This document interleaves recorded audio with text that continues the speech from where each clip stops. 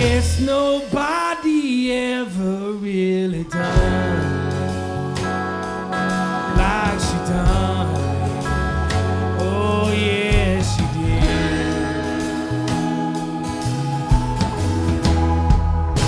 So don't let me down. It's hard on that for a lot of people, and often I get pushback from people that say, well, it's their own fault, they made bad choices, or whatever. I think one thing I've been able to do that makes sense right now for me is to play old Woody Guthrie songs.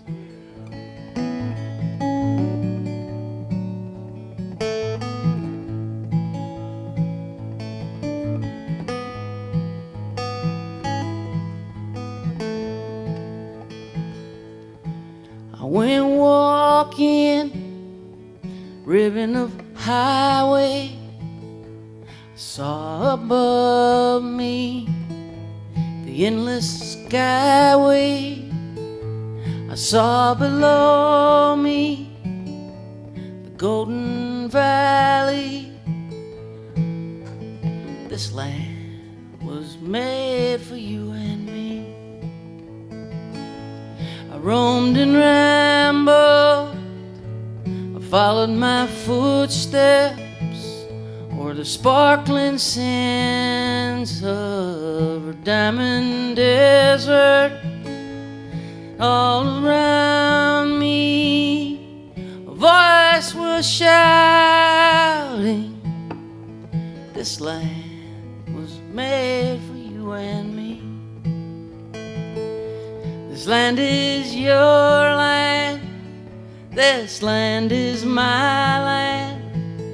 From California to the New York Island, from the redwood forest to the Gulf Stream water, this land was made for you and me.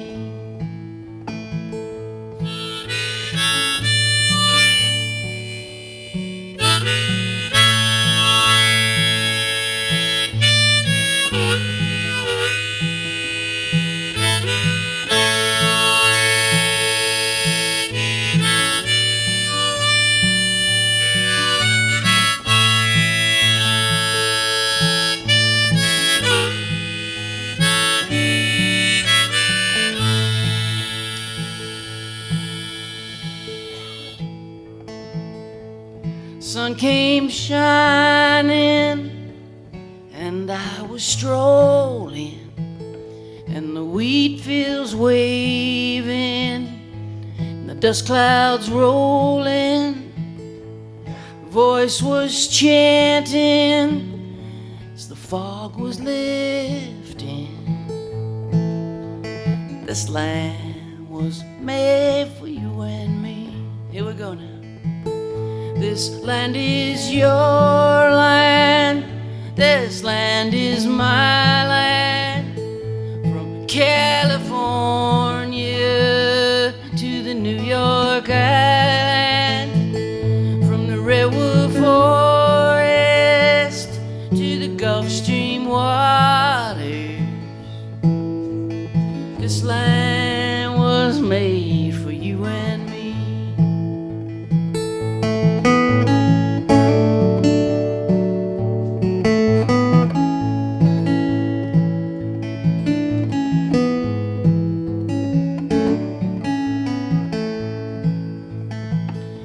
A big high wall there, it tried to stop me. The sign was painted, it said private property, but on the back side it didn't say nothing. That side was made for you and me. This land is your land, this land is my land. From California to the New York Island, from the redwood forest to the Gulf Stream waters. This land was made for you and me. This land is your land. This land is my land. From California to the New York Island, from the redwood forest to the Gulf Stream waters.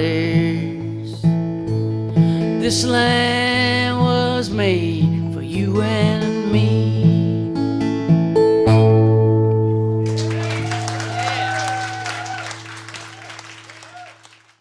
Campbell, shooting matches. I made the liquor too.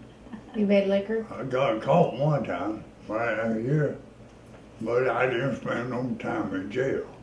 They just wanted you to pay. They just took me to Cuba and pieced it up. I spent 3 years probation. Oh, okay. Me and Joe Tully down here. Yeah. They just had to catch you, Cotton. Huh? Had to catch you. I got, they come in on the top of the hill on us. OD tried to get us not to go. Cause he knowed somebody been there. It was right out here before you get that gold woman. I'm right. Yeah, down over the hill. Yeah. A truck stop drunk shouts the national anthem.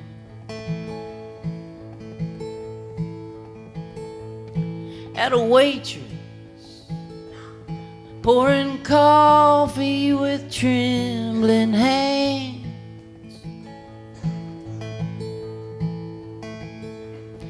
And the TV screen on the wall keeps screaming,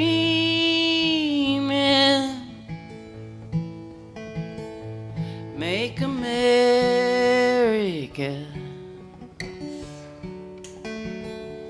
great again.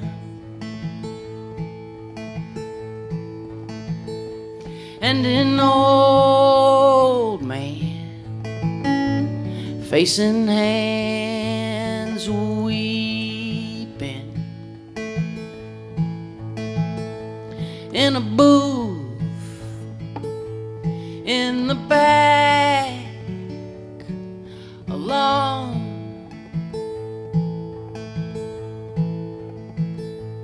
And a child says, Daddy, why is he crying?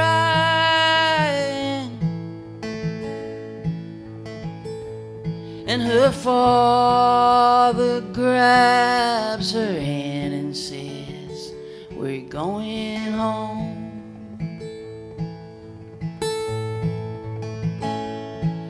And life sure gets lonesome,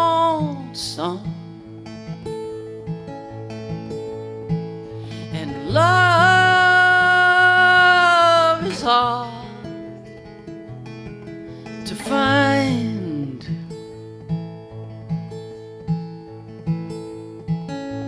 Truth gets lost in the telling.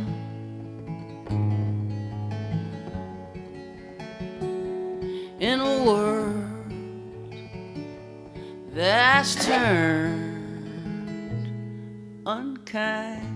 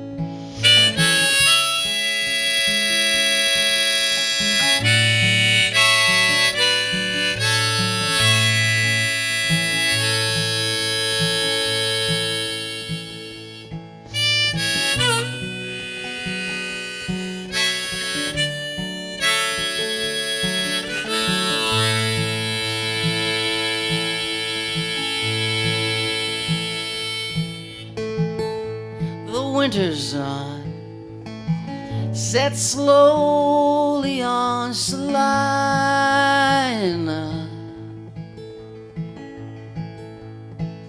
The Kansas wind blows bitter, mean and cold. I pay my bill, grab my keys and jacket. I steel myself and get back on the road.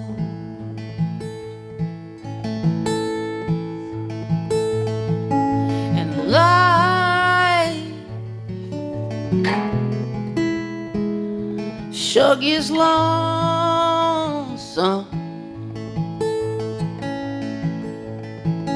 and love is hard to find.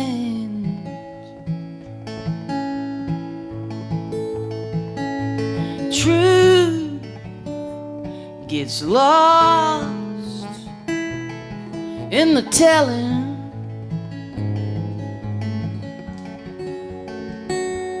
In a world that's turned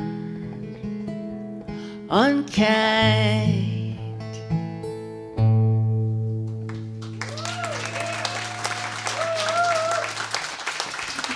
Thank you.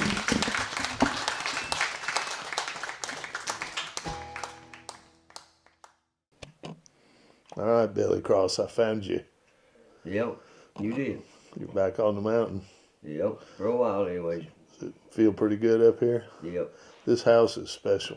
yes it is. There's a lot of good wine made here. Yeah, you're right. First time I was ever up here was to buy tomato wine. Yep, But, oops. old Jack made the best. He did. I like the dandelion wine too. Yeah, my grandpa used to make it. All right.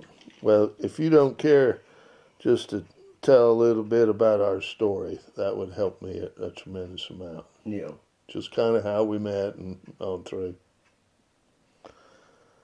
I guess we met Cotton's. yeah, that's where we met. In Cotton. You were in rough shape, boy. Yeah, I was about twice the size I am now. No, you were half the size. Well, yeah, I was just talking about swelling up. Oh, yeah, you were. That's right. I forgot. When they got the flood off of me, I was half the size. Yeah. Yeah, I was on down road. Mm-hmm. If I hadn't met you, I wouldn't be here now. I know that. I don't know. That makes me, I was way out there. well, we've all struggled a lot. Yep. There's a lot of judgment going on. Been doing this project for 4.5 years called Songwriting with Soldiers. If those of you were here last year, you might remember I've been working with a group of songwriters that we go to retreat centers around the country and we sit down with veterans and we take their story and turn it into songs. And so I've got this body of work now after 4.5 years of doing it. I got like almost 50 songs I've written with combat veterans and their wives and sometimes their kids. And our veterans have plenty to say if we sit down and listen. So I've decided, with the encouragement of Robin, who has been working with me for several years, to go ahead and make a record of these songs and put it out in the world, because these people and these stories really do matter. So I'd like to play a couple of soldier songs for you, and just know that these are not fiction. Actually, they're the stories of these people's lives, and I've grown to really have deep respect for those who've served and for the sacrifices that they've made and continue to make. I don't talk about politics with them. I talk about love, and there's an awful lot that we have in common, an awful lot. Once you've been through trauma, you can relate to people who've been traumatized. There's a lot to connect around. And so the stories going to sing here are true, and start with this one. It's the title track. I wrote it with a young man named Joe Costello. And Joe and I, we started talking about what it was like for him to go from being a young man in Austin, Texas, to basic training and then get off of a plane in Fallujah during the surge. And I said, man, what did you see? What did you smell? What did you hear? What did it look like? And he said, well, it was really a foreign place, and it was hard to see any one thing. It was like a blur. But what I remember is guys holding their AKs with white knuckles on the rifles, and other guys with rosary beads rolling them in their hands. He said, I remember bombed out towns. I remember little kids walking down the street alone, crying, no family anywhere in sight. I remember yellow smoke everywhere and this orange haze, and the dust was filled with sand that was so fine you couldn't see it, but it would get into your flesh and you could never get it out of your nostrils, and it was in all your clothes and it stuck to you. And I remember looking in the mirror after I got home and not recognizing myself anymore. And I said, brother, we got us a song here. Let's write this thing. And this is the title track of the record I'm going to put out in January. It's called Rifles and Rosary Beads.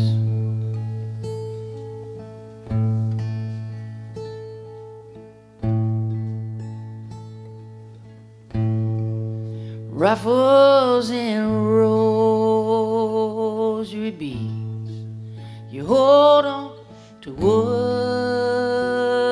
you need.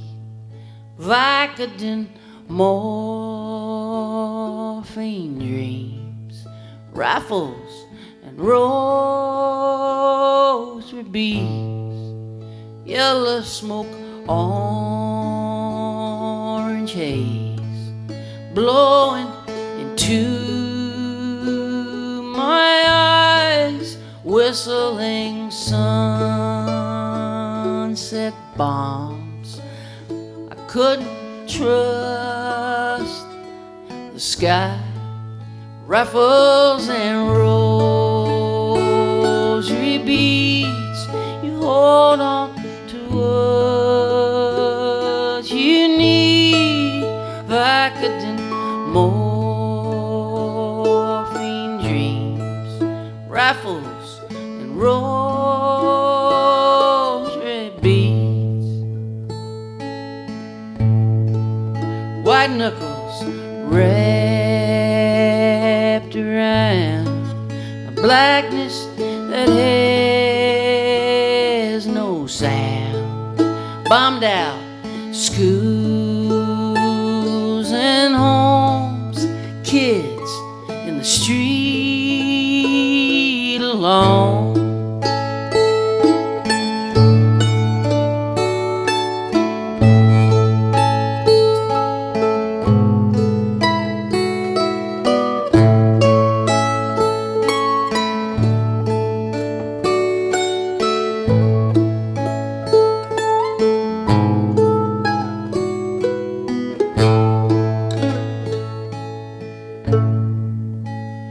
Mirrors frighten me. I don't recognize what I see. The stranger with blood on his hands. Brother, I'm not that man. Rifles and rosary beads, you hold on to what you need. Vicodin, morphine dreams, rifles and rosary beads.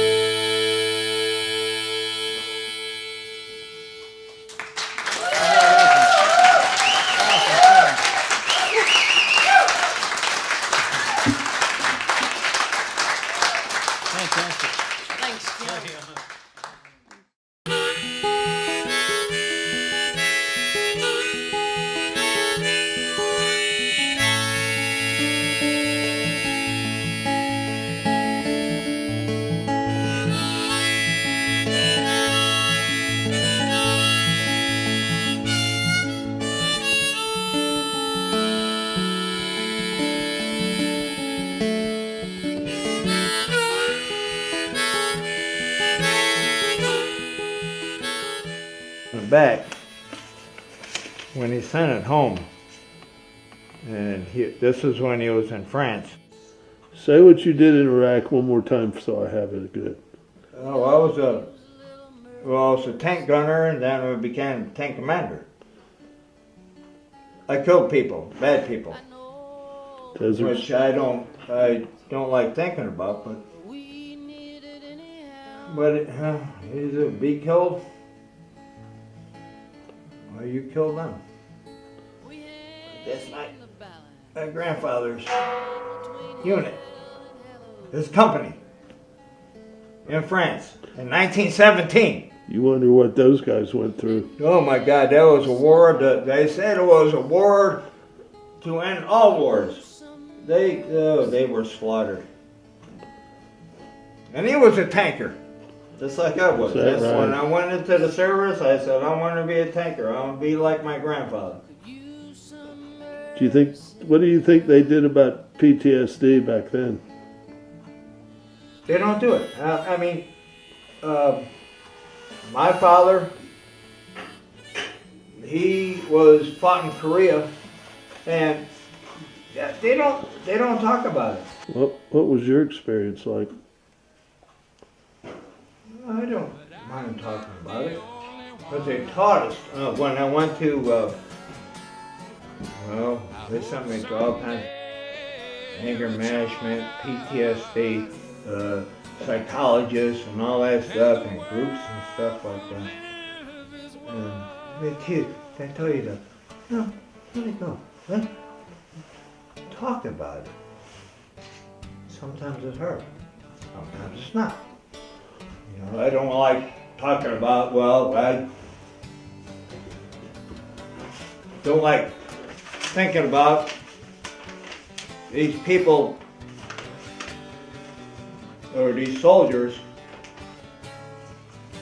my enemy, rolling out of a tank on fire, screaming her ass off. Hey, sometimes I don't like talking about that. But otherwise, I talk about it. You got a rat's ass to me. I'm glad you survived. A lot of us survived. Sort of. Kind of. But not. It's hard on that for a lot of people. And often I get pushback from people that say, well, it's their own fault. They made bad choices or, whatever. And the only bad choice they made was to be born poor in a place with no opportunity. Yes, I am. But I'm not the only one. I hope someday you'll join us up, yeah. And the world will be as one. You may say I'm a dreamer,